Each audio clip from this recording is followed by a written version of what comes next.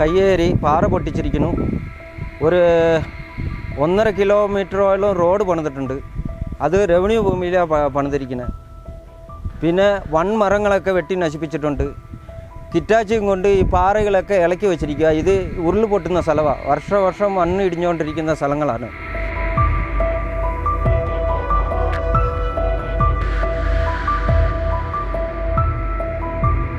ഇടുക്കി ബൈസൺവാലി വില്ലേജിൽ പശ്ചിമഘട്ട മലനിരകളുടെ ഭാഗമായ ചൊക്രമുടി ഭാഗത്താണ് ഭൂമാഫിയായുടെ കടന്നുകയറ്റം.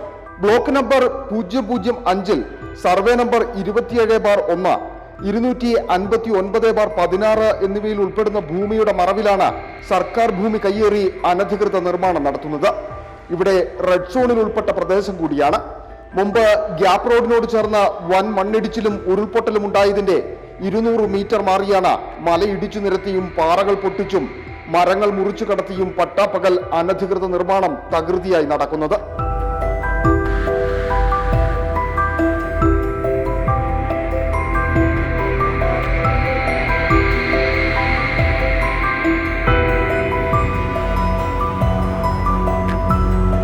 അതീവ പരിസ്ഥിതിലോല മേഖലയായ ഇവിടെ വീട് നിർമ്മിക്കുവാൻ ലഭിച്ച NOCയുടെ മറവിലാണ് അനധികൃത നിർമ്മാണം. തമിഴ്നാട് രാജ അണ്ണാമലൈപുരം സ്വദേശിയാണ് ഇതിന് പിന്നിൽ.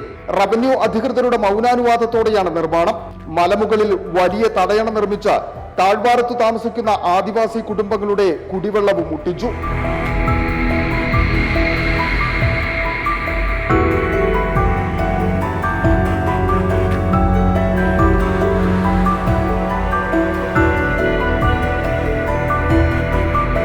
കുന്നിടിച്ചു നിരത്തിയുള്ള നിർമ്മാണങ്ങൾ മൂലം മഴ ശക്തമാകുന്നതോടെ മണ്ണിടിച്ചിൽ ഉണ്ടാകുമോ എന്ന ഭീതിയിലാണ് താഴ്ഭാഗത്തുള്ള നിരവധി കുടുംബങ്ങൾ.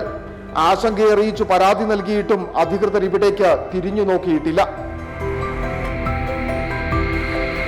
ഇവിടെ ഇത് സംഭവിച്ചാൽ വളരെ മഹാദുരന്തമായിരിക്കും. കേരളം കണ്ടാൽ ഏറ്റവും വലിയ ദുരന്തമായിരിക്കും സംഭവിക്കാൻ പോകുന്നത്.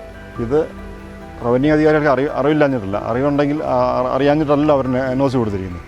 വീട് വെക്കാൻ വേണ്ടി ഭാര്യയുടെയും ഭർത്താവിൻ്റെ പേര് NOC കൊടുത്തിരിക്കും. അപ്പോൾ എത്രയും പെട്ടെന്ന് അധികാരികൾ ഇവിടെ എത്തുകയും ഇത് കണ്ടു ബോധ്യപ്പെട്ട് ഇത് അവസാനിപ്പിച്ചില്ലെങ്കിൽ കേരളം കണ്ടതിൽ ഏറ്റവും വലിയ ദുരന്തമാകാനാണ് പോകാനുള്ള എല്ലാ സാധ്യതയും ഉണ്ട്. അതീവ പരിസ്ഥിതിലോല മേഖലയിൽ എങ്ങനെ പട്ടയം ലഭിച്ചു എന്നതടക്കം അന്വേഷണം നടത്തേണ്ടതുണ്ട്. അനധികൃത നിർമ്മാണത്തിനും റവന്യൂ ഭൂമിയിലെ കയ്യേറ്റത്തിനും ഭരണപക്ഷ രാഷ്ട്രീയ സ്വാധീനവും ഉദ്യോഗസ്ഥ ഒത്താശയും ഉണ്ടെന്നാണ് ഉയരുന്ന ആരോപണം.